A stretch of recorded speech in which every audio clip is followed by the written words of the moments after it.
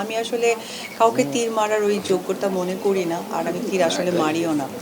Unfortunate হয়তোবা কার্মা বা ভাগ্যের ক্রমে আপনারা হয়তোবা তীরটাকে এদিক ওদিক করেন। বাট টু বি অনেস্ট, আমি অ্যাকচুয়ালি অপু বিশ্বাস একাই। অবশ্যই আমার ফিল্ম কেরিয়ারে একটি মানুষের অনেক বেশি সাপোর্ট যুক্ত ছিল, অবশ্যই কিং খান। আদারওয়াইজ আমি মনে করি যে আমার টেকনিক্যাল পার্সন তার মধ্যে হতে পারেন আপনারা, তার মধ্যে আমার ডিরেক্টর, আমার প্রডিউসার, আমার সহশিল্পী যারা আছেন। এছাড়া আমি আসলে তীর নিয়ে কখনো আমি চিন্তাই করিনি, বিকজ আমি সো বিজি আমার ওয়ার্ক নিয়ে, নতুন নতুন প্ল্যানিং নিয়ে। আজকে সোশ্যাল মিডিয়াতে বলি আমি আসলে কাজ করতে এসেছি। আমি আমি আমি নিজেকে মনে করি আমি একজন পরিশ্রমী মানুষ, যেহেতু বাংলার 18 কোটি মানুষের মধ্যে হয়তো বা 12 থেকে 13 কোটি মানুষ আমাকে পছন্দ করে, বাকি সংখ্যক মানুষ হয়তো আমাকে চেনেন না, আর কিছু সংখ্যক মানুষ হয়তো অপছন্দ করেন।